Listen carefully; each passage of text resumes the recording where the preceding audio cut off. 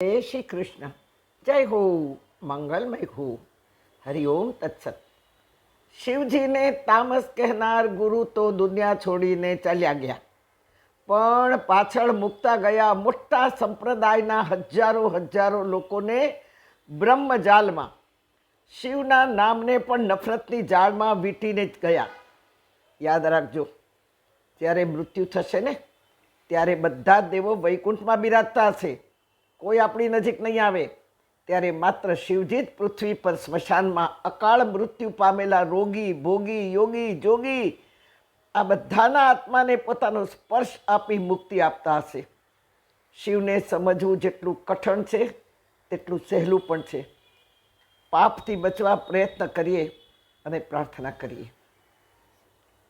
શુભ કરું શિવ જીવતણું માગું પ્રભુજી આપથી, ઉતરે અભિશાપ અમારા, જો દયા હો આપની.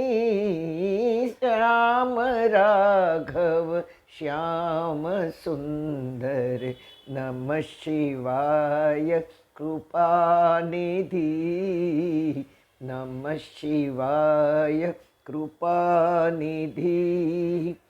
પાપ તાપ ટળે જીવનના, જો સ્મરી લે પ્યારથી. રામ રાઘવ શ્યામ સુંદર, નમઃ શિવાય કૃપાનિધિ, નમઃ શિવાય કૃપાનિધિ. હા, આપણા પાપ માફ કરવા માટે માત્ર એક શિવ જ છે.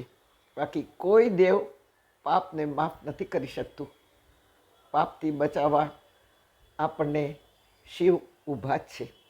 હા, શિવ બહુ ભોળા છે, ભોળેનાથ કહેવાય છે. અસુરો રાક્ષસોના નામને પણ એને આગળ કર્યા છે. ભસ્માસુરને, તારકાસુરને, કંઈ કેટલાય અસુરો જ્યારે શિવ પાસે આવ્યા છે એમની પૂજા કરવા કે એમની પાસે પાપનો પ્રાયશ્ચિત કરવા, શિવે એમને આગળ કરી દીધા છે. હા, ત્યારે પ્રાયશ્ચિત એ જ થી શિવ બહુ રાજી રાજી થઈ જાય છે. શિવ સોમેશ્વર કહેવાયા છે. સોમ એટલે ચંદ્રમા. દક્ષ પ્રજાપતિની 27 પુત્રીઓ ચંદ્રમા સાથે પરણાવી દક્ષે. એમાં રોહિણી નામની પુત્રી અતિશય સુંદર હતી. ચંદ્રમા બહુ મોહિત હતા રોહિણીથી. બધી પુત્રીઓ કરતાં, વધુઓ કરતાં રોહિણીને બહુ જ ચાહતા હતા. 26 પુત્રીઓને આ ગમતું નહીં. એમણે પિતા દક્ષને ફરિયાદ કરી કે અમારી સાથે અમારા પિતા ચંદ્રમા અન્યાય કરે છે. દક્ષે ચંદ્રમાને સમજાવ્યા, પણ ચંદ્રમાને જે ચાહત હતી રોહિણી ઉપર એ કદી ઓછી થઈ નહીં. બધી વાત દેવોને ખબર પડી. દેવો બ્રહ્માજી પાસે ગયા, પણ તે પહેલાં ચંદ્રમાએ કંઈ પણ મનમાં લીધું નહોતું અને છતાંય રોહિણીને ચાહતા જ રહ્યા. 26 પુત્રીઓને એટલે પત્નીઓને અન્યાય લાગ્યો. દક્ષે શ્રાપ આપ્યો ચંદ્રમાને કે જાઓ, તમારી શક્તિ ક્ષીણ થતી જશે, તમારું તેજ ઘટી જશે. અને ખરેખર શ્રાપ લાગ્યો. ચંદ્રમામાં રહેલી શીતળતા, સૌંદર્યતા, આહલાદકતા દિવસે દિવસે ક્ષીણ થવા લાગી. અને ક્ષીણ થતાં થતાં બીજના ચંદ્રમા જેવી દોરા જેટલી શક્તિ રહી. સૂર્યની ગરમીથી ધરતીના ધાન બળવા લાગ્યા, વૃક્ષો પડવા લાગ્યા, ફળોના રસો સુકાવા લાગ્યા. અને દેવો ગભરાયા, બ્રહ્માજી પાસે ગયા અને કહ્યું કે આ તો અનર્થ થઈ રહ્યો છે. ત્યારે બ્રહ્માજીએ કહ્યું, શિવની આરાધના કરશે તો હજી બીજા 15 દિવસ એના હાથમાં છે, બધું બરાબર થઈ જશે. દેવો ચંદ્રમાને લઈ અને ધરતીમાં ખાડો કરી એમાં સાધના કરવા નીચે ઉતાર્યા.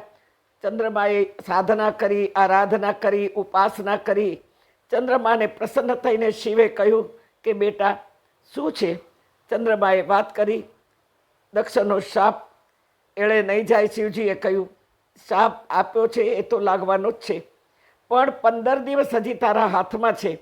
આ 15 દિવસ તારી કળા ઘટતી જશે, ઘટતી જશે, અને પછીના 15 દિવસે તું પૂર્ણ કળાનો થશે.